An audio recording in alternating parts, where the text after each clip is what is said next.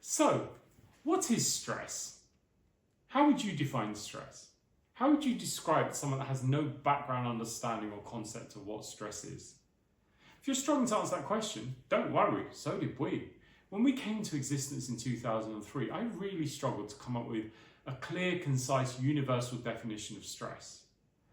And interestingly, it was a chance conversation sat on a plane on my way to New York that led to coming up with an analogy which has now become our renowned definition of stress. I was talking to an individual and we talked about many different things, and eventually the conversation got around to what we do for a living. I said, "What do you do for a living, my friend?"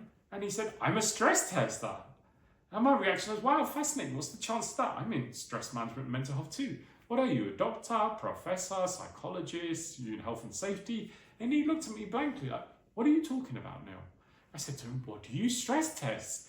And he said, "Structures, materials, bridges, buildings." He was a structural engineer. He knew a huge amount about stress as a force in physics, but nothing about the impact on us as human beings.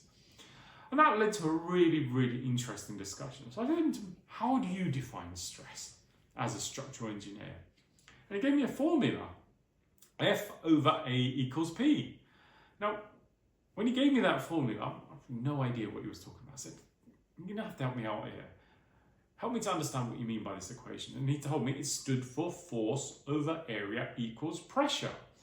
Now, even when I knew what the letter stood for, I was still struggling to conceptualize what he was going on about. So I asked him to kind of help me out here. And he actually got a napkin out and did a diagram. And on this napkin, he drew a picture of a bridge. The bridge he drew, is the one that you can see now, was that of Tower Bridge in London. Let's imagine we start loading up Tower Bridge with a whole lot of weight and demand. We put double-decker buses and taxis and all the animals from London Zoo and HMS Belfast, which is the old museum battleship moored next to the bridge, and a couple of Airbus A380s and the International Space Station. I'm sure you all agree, if we keep going in this way, put more load, pressure and demand on the bridge, eventually it's going to collapse. It doesn't matter how well constructed the bridge is, whether it's Tower Bridge in London, Sydney Harbour Bridge, the Golden Gate Bridge, every bridge on the planet, bar none, if enough pressure is applied for long enough, that bridge will ultimately collapse. But before it collapses, how will we know? What are the early signs to suggest the bridge is not bearing the load effectively? It will bend, bow, buckle, groan, creak, fracture. Lots and lots of feedback to suggest it's not bearing that load effectively. And when it's giving us that feedback, you've got one of two choices, one of two things that we can do to prevent the bridge from going on to collapse.